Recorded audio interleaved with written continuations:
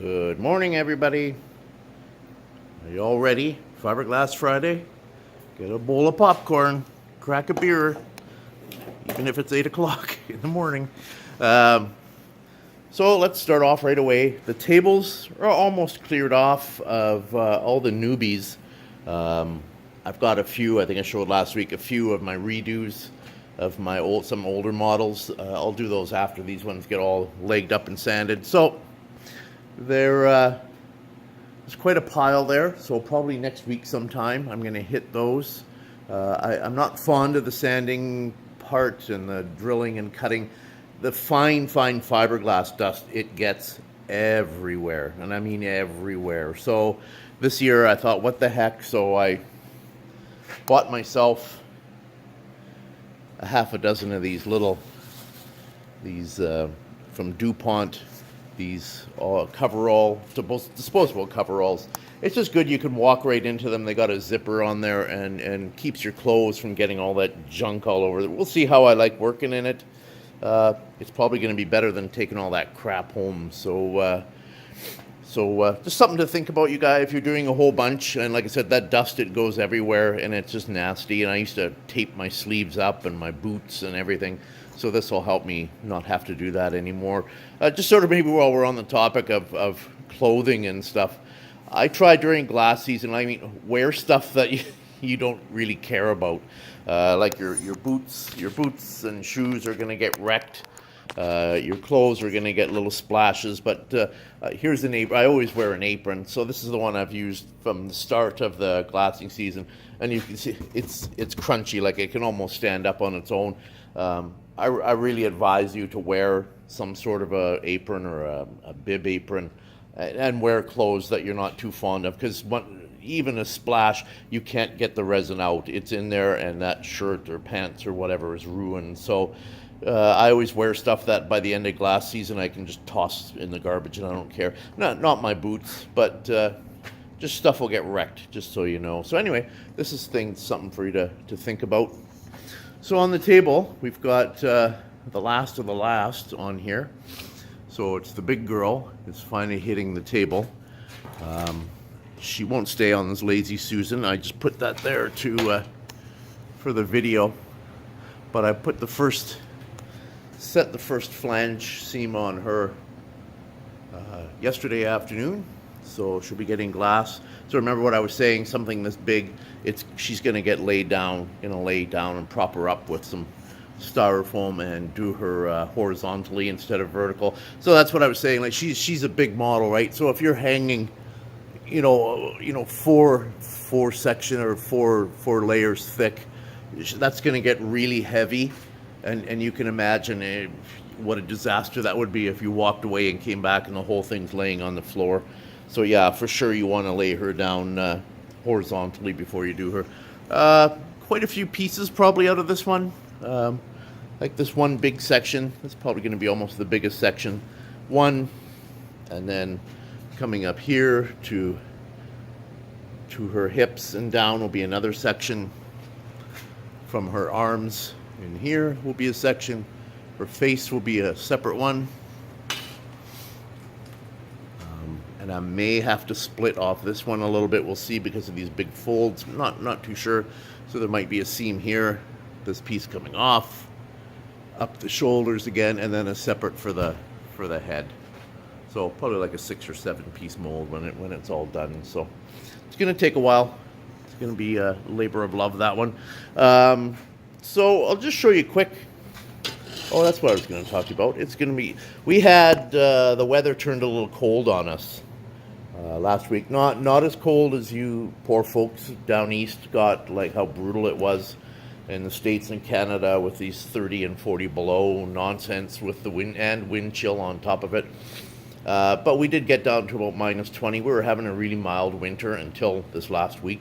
So creates a few issues for you. Like right now, the shop, I came in this first thing in the morning. What are we hovering at? We're up to about 64 now. But when I first come in, or what's that at, almost 65. When I first come in the morning, it's anywhere from 58 to 60 degrees in here. And I like to get my glass done right away in the morning. I like to be set up in the afternoon, come in and just throw glass down, except for days when I'm shooting a video.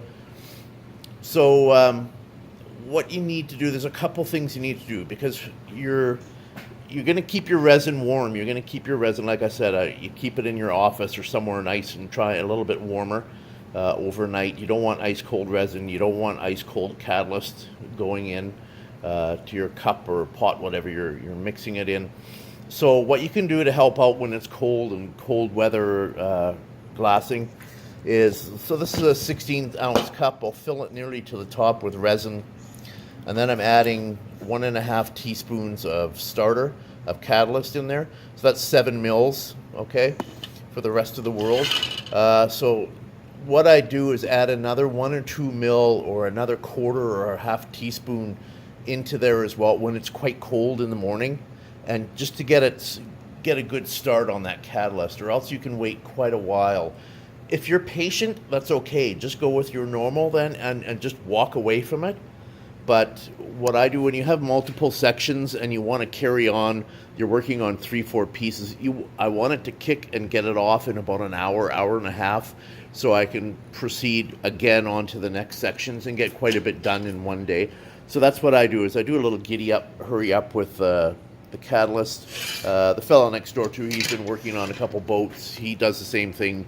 You know, you got to kickstart your catalyst a bit. So just a little splash extra to get it going. Now, the other thing you can do is, I'm going to give you with a word of caution as well. So what you can do, so say I just glassed this front up here. Here you go. Just one of these little ceramic heaters. You know, they're different shapes and sizes and things.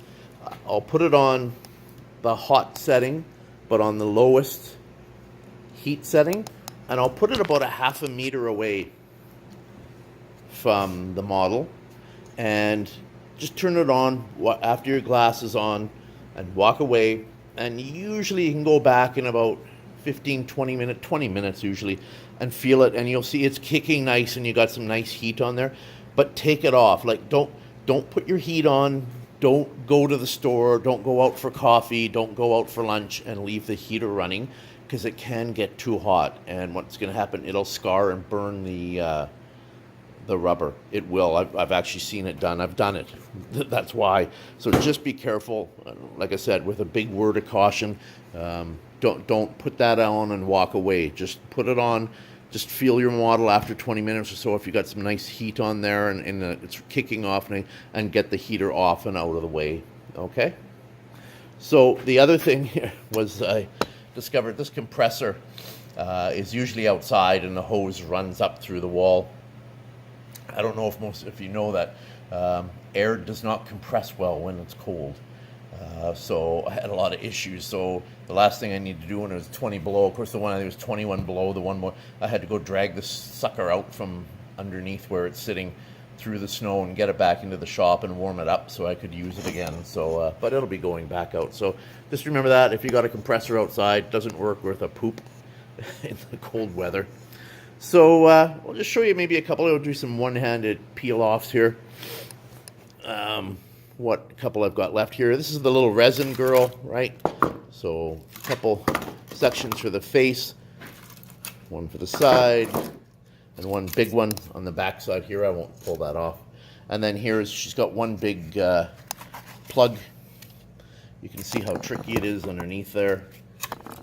You can tell by all the bends and valleys and gullies in the plug. So anyway, once that's back in, that'll allow me just to do one big section on there. I don't have to worry about all those nooks and crannies.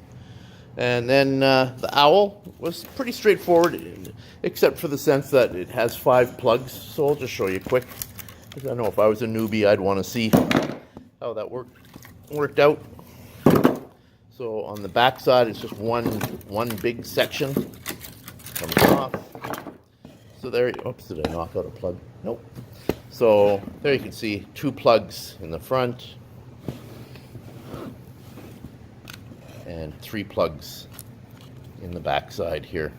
But then that allowed me just to do one solid section on the back side of it. So anyway, that's about where I stand for Fiberglass Friday. Perfect. We're right about at the 10-minute mark. It doesn't make it too long and boring. So I'll keep you posted. I'll keep you posted on the big girl there as she goes. And gonna start doing some legs and cutting and sanding. And we'll see you next week for Fiberglass Friday. Okay, gang, take care.